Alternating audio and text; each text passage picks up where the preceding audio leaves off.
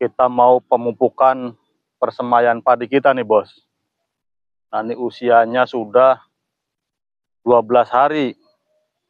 Nah idealnya pemupukan benih padi itu 10 hari atau 12 hari.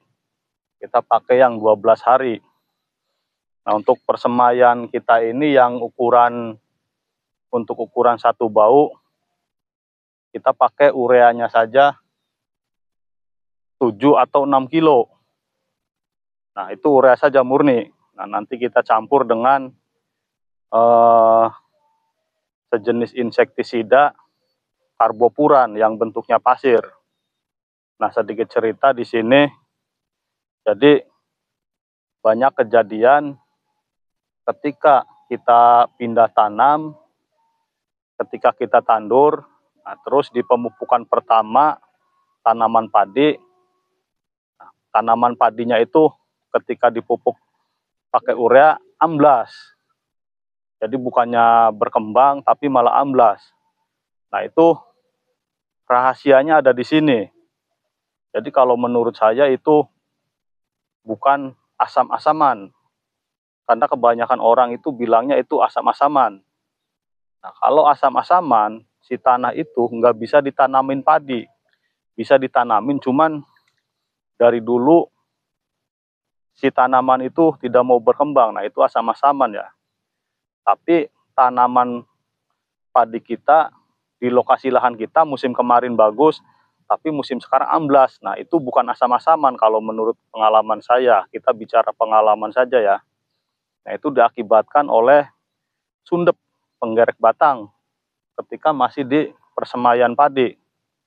Nah sekarang kita pakai jenis insektisida karbopuran yang ukuran persemaian padi satu bau, untuk lahan satu bau kita pakainya 3 atau 4 bungkus.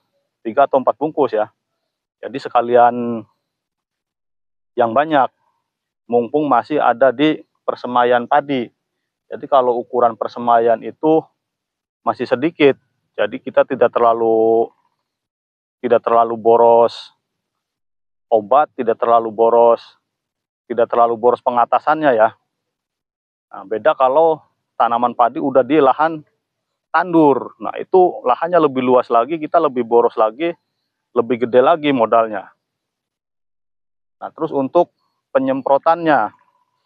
Nah, setelah pemupukan pertama ini kita kasih karbopuran, penyemprotannya kita lakukan 3 hari sekali.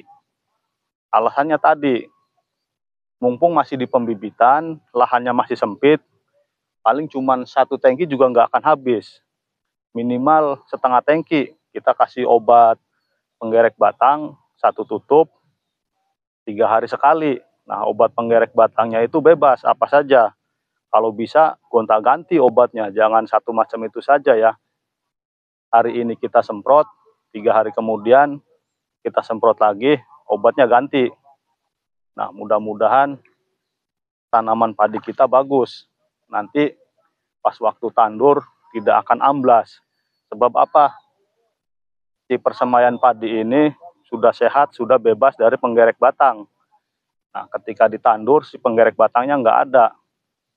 Nah ketika padi itu amblas, dia dari persemaian padi dia sudah membawa penggerek batang di urea, jadi amblas. Seperti itu kira-kira. Kita bicara pengalaman saja, jadi bukan berarti saya kasih tahu caranya seperti ini, terus hasilnya bagus. Bukan ya, masalah bagus tidaknya nanti tergantung rezeki kita. Kita cuman berbagi pengalaman.